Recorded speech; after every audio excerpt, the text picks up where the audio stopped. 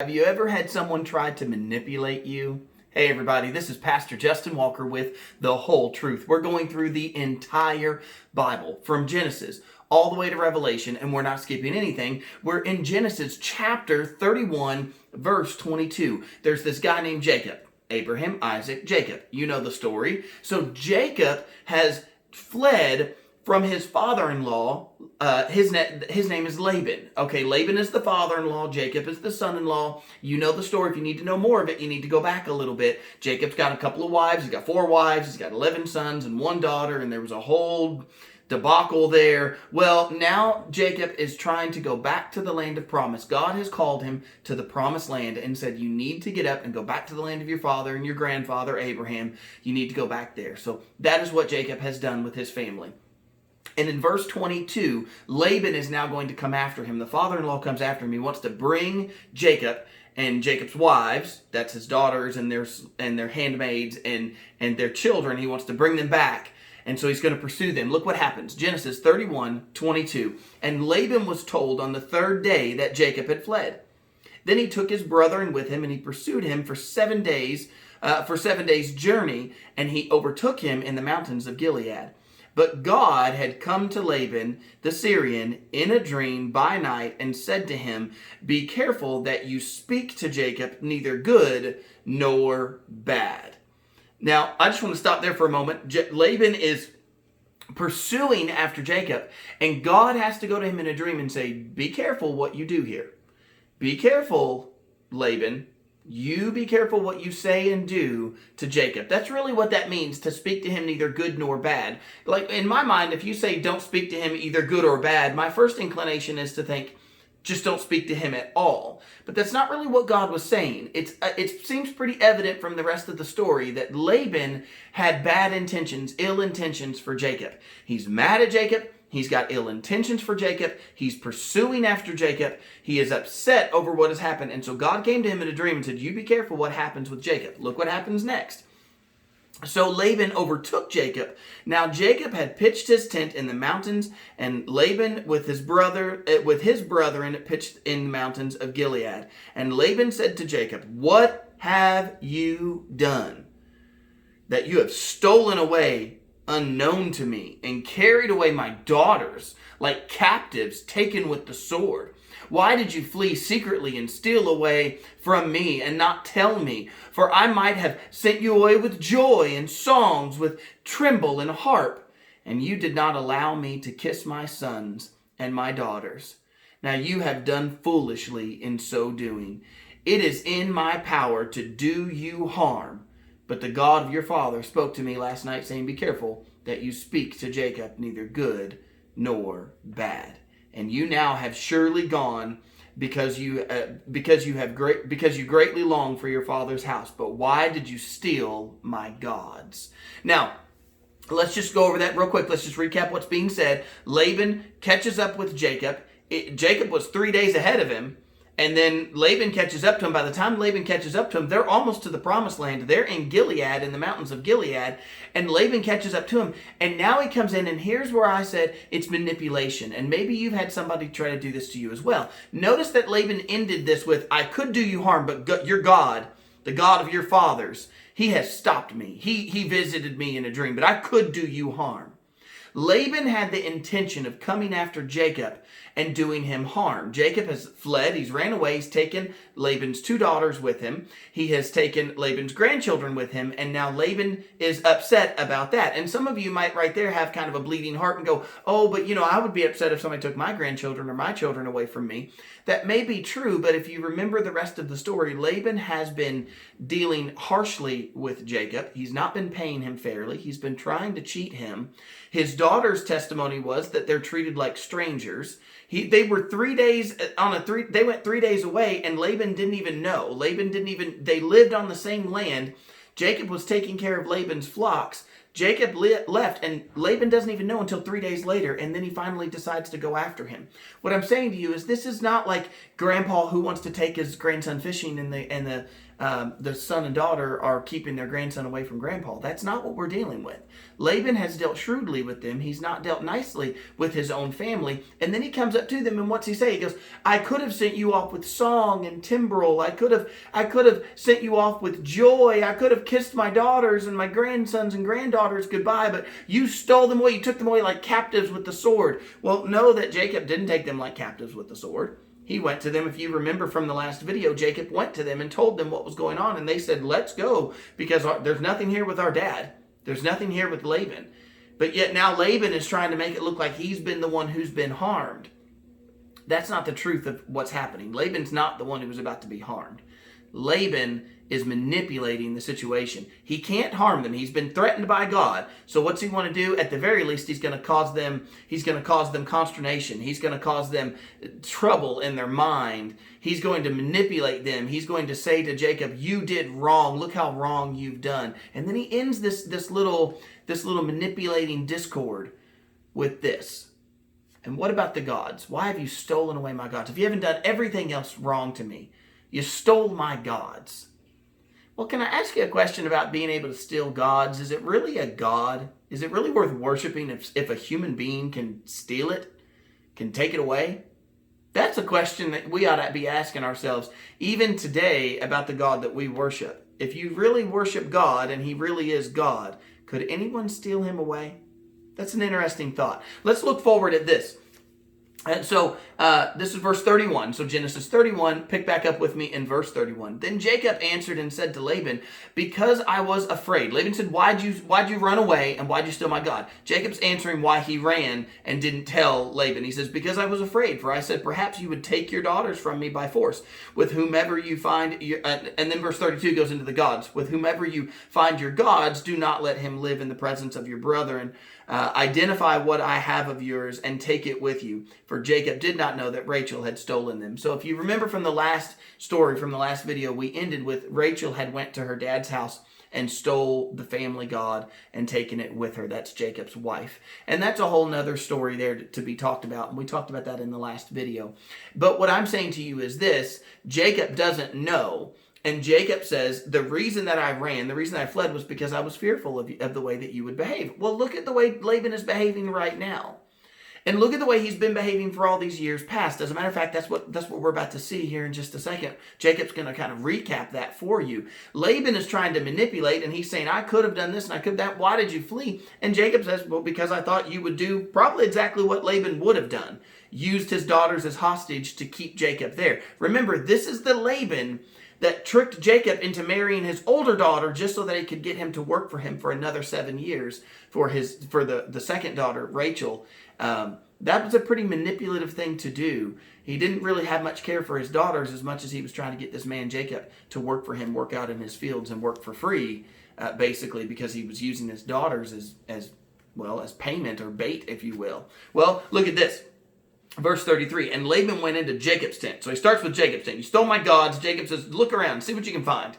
If you can find any god here, let that person not live, because I know I didn't take it. Where's the first place Laban goes? Jacob's tent. Into Leah's tent, and into the two maids' tents.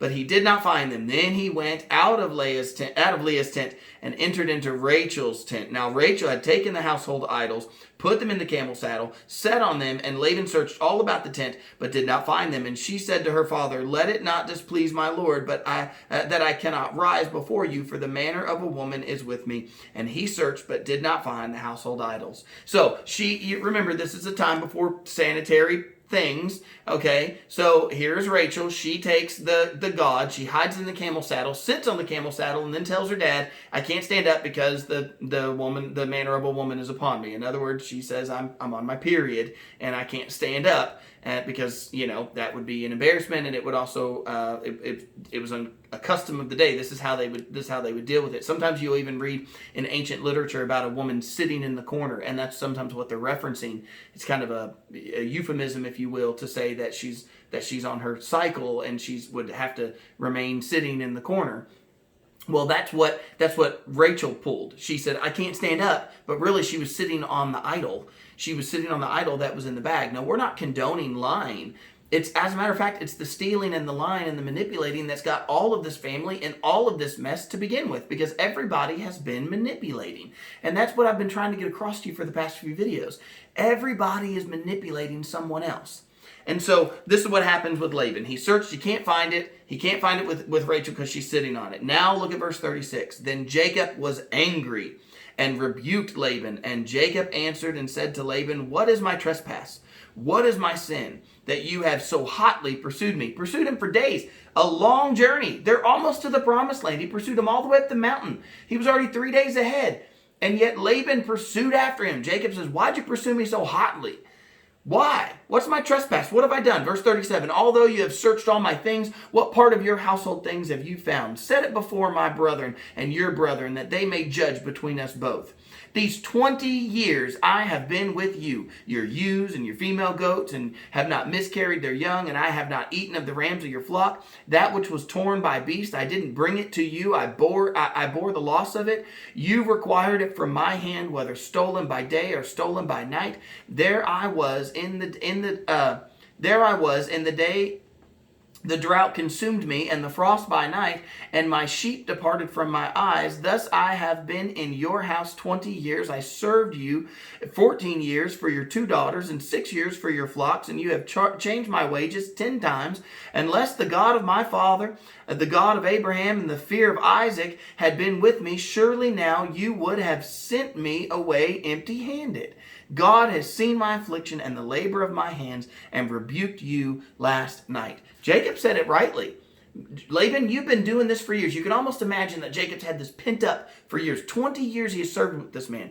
14 years he didn't get paid a thing. For the past 6 years, he says, this past 6 years, he has been paid by the flocks, and Laban has changed the terms over and over. You can have the speckled ones, you can have the spotted ones, you can have the streaked ones, you can have the gray ones, but it was never the same. And no matter what Jacob would be given from Laban, God would always make those flocks produce that type that Laban had said. And so now that's why Laban was so mad and Laban was so jealous, because Jacob had been blessed. God was blessing him. That's what we had in the last video about Jacob being blessed. Laban wanted the blessing. The sons wanted the blessing, but they didn't want the God of the blessing. And so Jacob says, what have I ever done to you? I served you. I worked for you. I did everything you said. You're the one that changed my wages. Listen, if it wasn't for God, if it wasn't for the God of Abraham and the fear of Jacob, if it wasn't for God intervening, you would have sent me away empty-handed. But God is the one who blessed me. Notice that Jacob is finally starting to recognize it is God. It's God that is doing it. God's the one with the call on his life. Jacob doesn't have to manipulate. He can simply rest in what God has told him. He can rest in what God is doing. Well, let's finish up the story. Verse 43, Laban answered and said to Jacob, these daughters are my daughters, these children are my children, this flock is my flock. All that you see is mine, but what can I do this day to these my daughters, or to their children whom they have borne? Now therefore come, let us make a covenant, you and I, and let it be a witness between you and me. Laban says correctly, he goes, what can I do now? Do you see it? Laban would have done something, but God has prevented him. God warned him. Laban says, what can I do to my daughters now? Not that Laban's like, they're my daughters. What can I do now, in the sense of, like, what can I do? Can I bring them with me? Laban pursued him all this journey. Laban was going to bring them back in some way. What Laban means by what can I do now is God has intervened. What can I do now? God has intervened. So at the very least, let's make a covenant.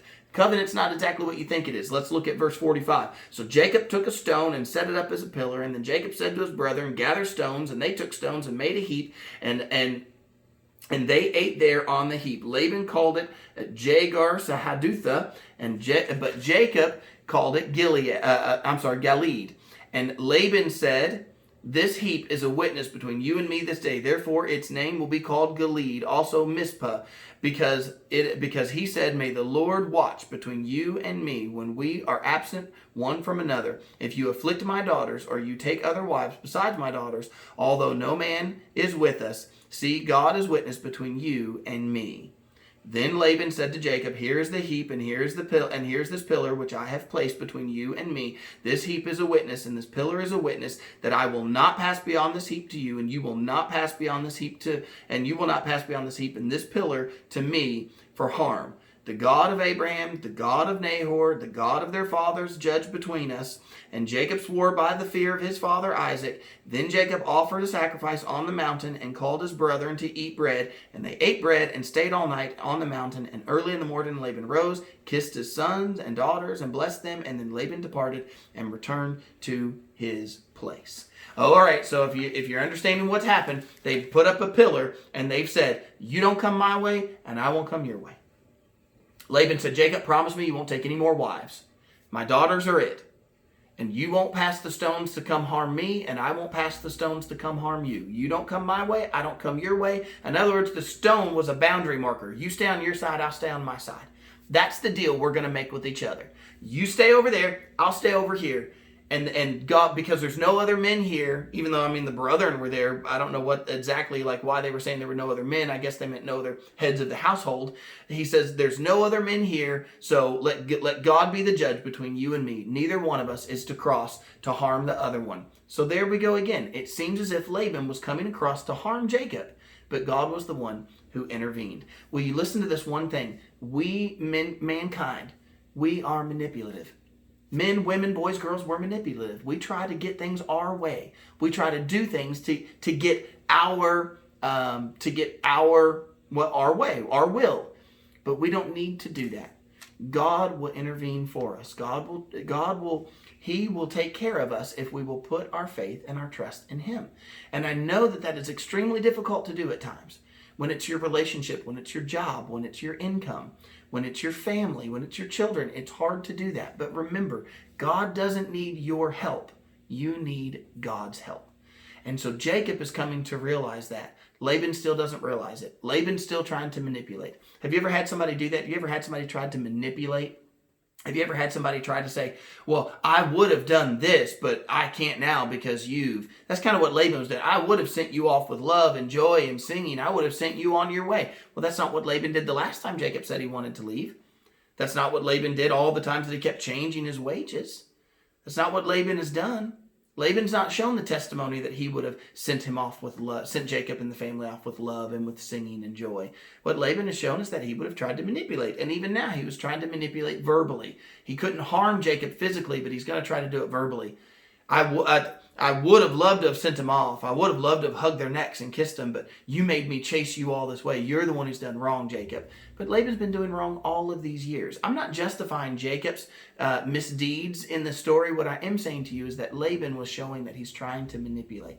And we've seen that to even today. We've seen people try to do that. Husbands and wives and husbands.